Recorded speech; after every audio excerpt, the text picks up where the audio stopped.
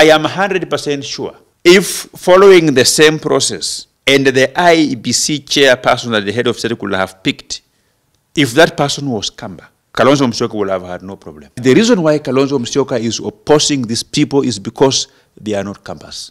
I ask the party leader of Wiper, our former vice president, please stop being tribal. For once, Honorable Stephen Kalonzo Musyoka, I beseech you as your son.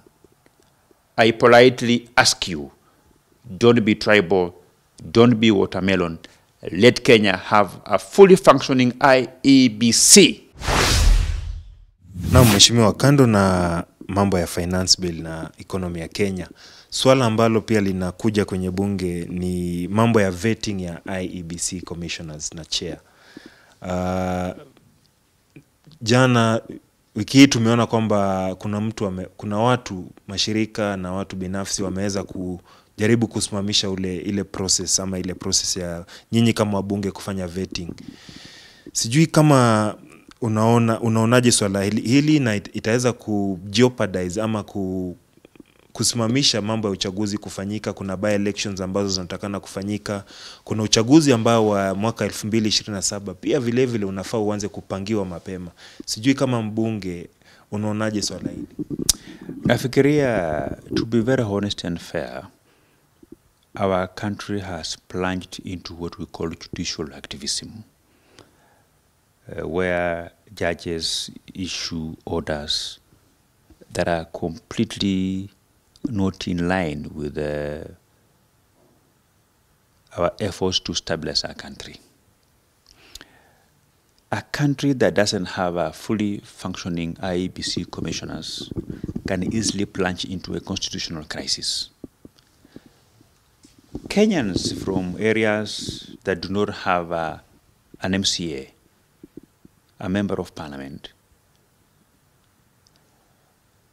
have a constitutional right to be represented. And failure to have a fully functioning IEBC commissioners, I think, creates some kind of violation. It violates the rights of Kenyans who are coming from those wards that are not represented at the various county assemblies. The country today, as we speak now, is undergoing budget preparations, where various elected leaders are making advances on behalf of the people that elected them on what should actually be included in the budget. And the areas where there is no member of parliament, the areas where there is no member of the county assembly, I think we should all agree that their rights are being violated by failure to have an individual whom they have elected who can take their interest to the county assembly or their interest to the national assembly, especially at this very important cycle in our country of activities to share the national cake. The national cake is shared in the National Assembly, where members of parliament from 290 constituencies scramble to have a share for their constituencies, including those who are nominated. They are also nominated to represent specific institutions and specific categories of people. They also need to begin to make recommendations that will favor the people they represent. And by so doing, I'm just hoping that, of course, as Parliament, we will move with the speed to be able to process the names that were afforded to us by His Excellency the President within the shortest route possible. When the report will come in, the House Business Committee will prioritize debate and the processing of those names so that our country can have a fully functioning IEBC. And it is on this spirit of constitutionalism, the spirit of safeguarding the interest of the Kenyan people, that I would urge our courts and our judiciary, for once, not to be victims of judicial activism by just flying out orders to stop a government process. They should be driven by the bigger picture of Kenyans from those constituencies would not even have their representatives, and they should actually shield IEBC from political interference, because we have people who are hell-bent to use IEBC to resurrect their already stifled political career. We have individuals in our country who have for very many years sacrificed our economic gains for cheap political reasons, because if you listen to those who are challenging the legitimacy of IEBC commissioners, they have no point. These commissioners are Kenyans. And they went through a rigorous interview process to where they are today now here. Somebody challenging their suitability. I think it is high time we as Kenyans, and I think the problem that we face as Kenyans is because of too much freedom that our constitution birthed. You know, we have too much freedom. The constitution which we have currently in Kenya was written by activists. You know, activists are people who live in some kind of utopia. These are people who always build castles in the air. African countries don't require 100% freedom, you know, where people can say what they want. You know, even people can go to court and say that even gayism is they should need to be recognized. They have a right. LGBTQ, all these kind of things. You know, we have opened up our country for abuse. You know, and I think from where I sit, we must have a government that only shares power with the other arms of government, but limits the freedom of Kenyans not to be allowed to an extent where some people do whatever they think is right for them. We, as a country, we must change. As a people, we must change. That whatever I do is not just about myself, but it should be cognizant of my neighbors. It should be cognizant of other Kenyans whom we are sharing the country. You know, and I don't envy what Samia Suluhu did by deporting activists from Kenya. You know, in Kenya, Kenya has become a country of we are not promoting innovation. Kenya as a country, we should promote innovation, where our young people are more innovative, they are more in creative industry by trying to drive our innovation system, our innovation culture. But I'm surprised. Kenya as a country, we are raising activists. We are promoting activism. Everybody in Kenya is an activist. You know, it's an activist. A country that has 70% of her population being activists, that country is doomed. Activism is, if you look at the Kenyan activism, the Kenyan activism is driven by individuals who are disillusioned, individuals maybe who failed in life, individuals maybe who are suffering from culture shock, individuals who, of course, we have a few individuals in Kenya like Boniface Mwangi who have made their millions through activism by soliciting for funds from some donors, you know, where if they receive 10 million, they will spend $1 million, you know, paying some young people to become a bit rowdy somewhere, lock the gate of some government office somewhere else, take pictures and justify why they should get more pay. But we should move away from activism to promoting innovation in our country. You know, and me, I'm just happy what Samia Suluhu did by deporting those activists who had gone to Tanzania. To do what in Tanzania? even in within our diplomatic cause, we have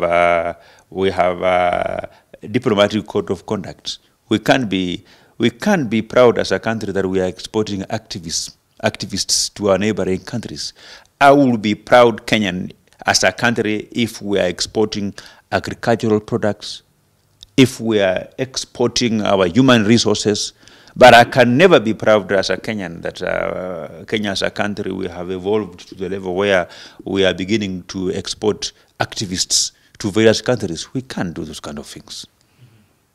You have said this is not judicial oversight, ni judicial overreach. What do you think the IEBC can do to build public confidence? Kwa sababu tayari naona watu wanasema commissioners were the public interviews of the commissioners was just a publicity stunt by, say, the president and Raila Odinga, who's now part of government, to recruit commissioners that would be into their favor.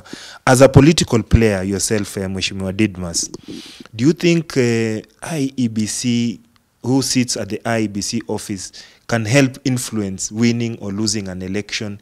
And what can the IEBC do to build a public confidence once it's constituted? I think as a country we are reading too much into IEBC commissioners. We are being too much individualistic, you know. And the integrity of an electoral system is not in the commissioners. It is in our electoral system. The system that prescribes how a voter is registered, how a voter is identified, how a voter is given a ballot, and how a casted vote by a voter is counted, relayed, and announced. That is a system. I think as Kenyans, we seem not to trust IEBC because our focus is on wrong personalities.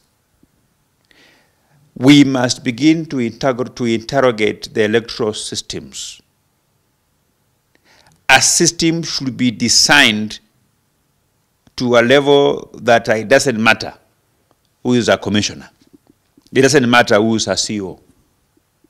So I want to urge Kenyans to let IEBC commissioners be, and if you want to offer justice to our country, then we must focus on reviewing that system. Straight from voter enlistment, voter identification, how a ballot is cast, how the counting, and the relaying of the results to the National Tallying Center. That is what we should focus on as a country. You know, and we want to, as a country, I think we should invest in systems so that it doesn't matter who's the chairman of IEBC. It doesn't matter whether the commissioner is from this tribe or from that tribe. And once we do that, then you will realize that it doesn't matter who is the chairman of IEBC that makes a difference on who wins the election. It's about the system. The system should be made in a way that no one can manipulate it. Look at the point. And our government is just suffering from some collateral damage because the president comes from a particular sub-tribe. So when he comes from a particular sub-tribe, then all those commissioners who have a name that suggests they come from the same sub-tribe, they are disadvantaged, including those who are perceived to have who worked with him either in the party or somewhere, or they were friends. You know, that is detrimental to our government, to our country. You know, our countries, we must mature. The same way we are saying that our democracy has matured to a level that is admirable globally, Kenyans also need to mature. We need to change our way of thinking to a level that we should not be petty, focusing on the tribe of an individual, focusing on the association of an individual, focusing on who worked with who is a lawyer for who. Those are things which they should not determine the suitability of a commissioner. The suitability of a commissioner should be pegged on their academic credentials, their past experiences, and their integrity as an individual. But it should have nothing to do with their surname that suggests where they come from. It should have nothing to do with their history of work experience in terms of they worked with who. We can't advance forward as a country if we keep holed up in such kind of a hole. You know, it doesn't mean that anybody who is serving as the commissioners and as a name that suggests he comes from the region with the leader of opposition, then we can say that the leader of opposition will manipulate him. We should mature beyond the tenets in the thinking that if a commissioner is Kamba, then Kalonzo Musyoka will manipulate that particular commissioner. That is hogwash. That is balderdash. We should mature as a country to the level where we need to trust Kenyans, regardless of their surname. Whether their surname begins with an O, begins with an S, we should trust that Kenyans will do a good job. And the difference between Western countries, of course, you see, as African countries, we try to emulate Western countries. The difference between African countries and Western countries, the reason as to why African countries have continued to lag behind in terms of development and even democracy, where we have wars in African countries, where we have post-election violence, where we have chaos every time, where we have even coup d'etats dominating our history, is because of the thinking that a person who comes from this tribe, he will favor a presidential candidate who comes from his tribe. You know?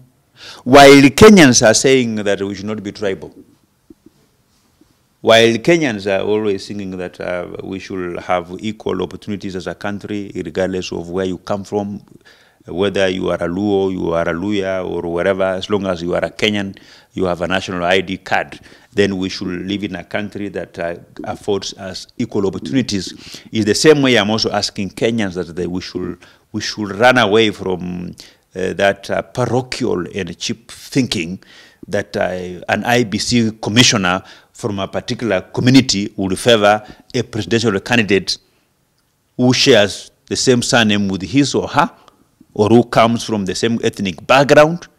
We should not invest too much in the people. We should invest in the system. When the system is watertight, it doesn't matter who is the IEBC commissioner. It doesn't matter who the chairman of IEBC. It doesn't matter the age. And I think we must have a paradigm shift in the way we look at things, so that as a country and the African continent, we should begin to invest in systems so that it doesn't matter who's president. Kenyans will still get development. It doesn't matter who's the chairman of IEBC.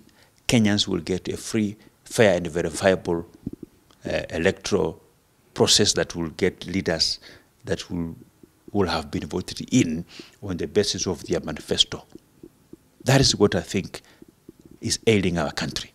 What is ailing our country is not corruption. What ails our country is not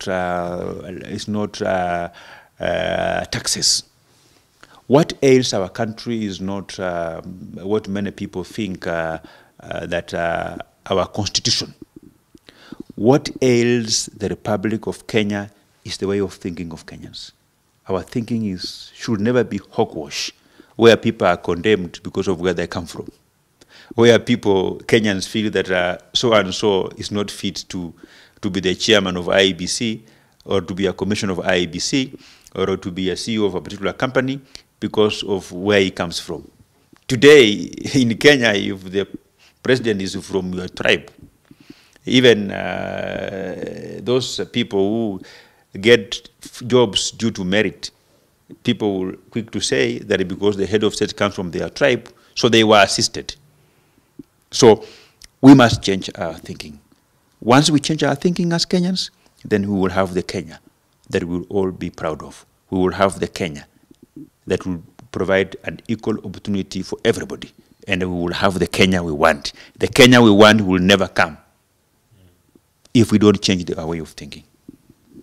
Lastly, on the Kalonzo Musyoka had said some of the processes that the NADCO report had recommended were violated. Na sasa yeye amesema he wants to be consulted before, he wanted actually to be consulted before the IEBC commissioners were named or their names were forwarded to Parliament. I think Kalonzo Musyoka, insofar as IEBC is concerned, the problem is Kalonzo Musyoka. Kalonzo Musyoka participated in NADCO, and the report came out. We agreed as leaders to reconstitute the IEBC selection panel so that we can incorporate the recommendations of NADCO insofar as the route to get these members of the selection panel is concerned. Political parties forwarded the names of their representative. By then, Wiper party leader was in Azimio. So Azimio forwarded a name. Then later on, when Wiper fell out with ODM, and there were complaints about whether Azimio still existed or not, Wiper went to court to challenge the composition of the selection panel. Actually, he managed to obtain an order to stop the selection panel because his argument was that the person apparently, in quotes, who represents Eastern or who represents the Wiper stronghold was not forwarded by Wiper. The leaders listened to him and they gave him an opportunity to forward the name of his long-term ally, Dr. Kokimuli. So he was satisfied, and the selection panel was constituted. It moves forward to the level where an advertisement was made. People send in their application letters to be chair of IEBC and members of the IEBC commission. The interviews were done on TV. People appeared before the interview. Nobody raised an issue until when, of course, when the names now were forwarded to the president, so that the president can pick and forward them to the National Assembly for vetting and approval. Kalonzo Musyoka reserves and says, I should be consulted. Kalonzo Musyoka is just exposing the problem that very many Kenyans have. That you think that the person who will win the presidency will be aided by the chairman of IEBC. And that because of where one comes from, you know, you can't really have faith. That the ability for you to have faith in IEBC is not pegged on the qualifications of the chairman, but is based on the commonalities in terms of where this person comes from. Does he come from the same region with the incumbent president. So if they come from the same region, then you begin to think that the incumbent, who is actually the sitting president, may have had a chance in manipulating. The only chance that the president have in choosing who should be the chairman of IEBC is from the names forwarded to him by an independent selection panel. That is the only area, we gave the head of state the constitutional powers and mandate to choose a name from the names forwarded to him by an independent IEBC selection panel. I am 100% sure if following the same process and the IEBC chairperson that the head of state could have picked, if that person was Kamba, Kalonzo Musyoka would have had no problem. Because of the mentality of tribalism in his head. Because of the mentality of thinking that I can only trust a person if that person is a member of my community. If that person comes from a member of my community. I am 100% sure, because the chair of IEBC that has been proposed by President to us members of Parliament to approve comes from the same region with the President. So Kalonzo Musyoka is thinking that he will aid William Ruto in winning his re-election. I am also sure if that person was a Luo, Kalonzo Musyoka could imagine that that Luo will kind of support Raila Odinga to be president. I believe that the only problem that Kalonzo is having with the proposed IEBC chair and commissioners is because they are not Kambas. That is the problem of Kalonzo Musyoka.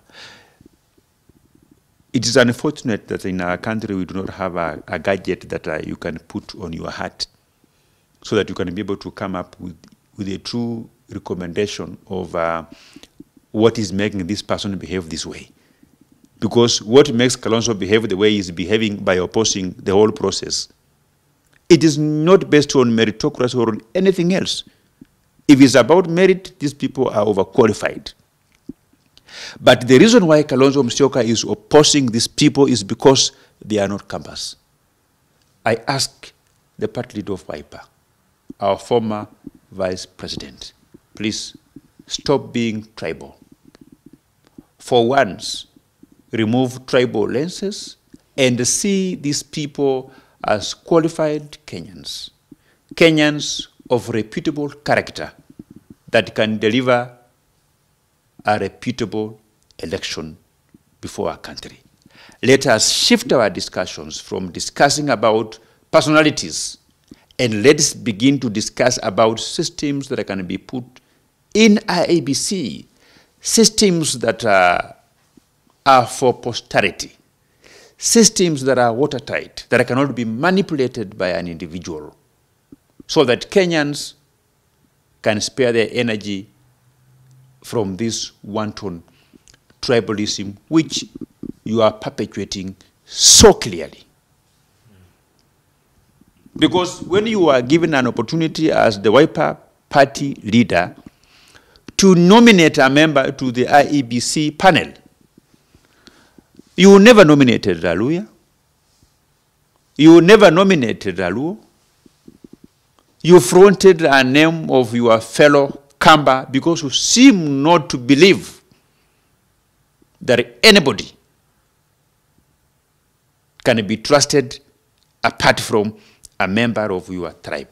Please, for once, Your Excellency, Stephen Kalonzo Musyoka, smelled the coffee and lead from the front as a leader. The same way we are advocating for a seamless Africa, for a borderless Africa, for a borderless East Africa, we should have a borderless Kenya, where the tribal barriers should not dominate our minds when faced with a decision to choose on who is qualified to be the chair of IEBC or not For once, Honorable Stephen Kalonzo Musyoka, I beseech you as your son, I politely ask you, don't be tribal, don't be watermelon. Let Kenya have a fully functioning IEBC. And let's shift our discussion from discussing personalities at IEBC and begin to discuss about systems, policies, and procedures that can engineer our electoral reforms.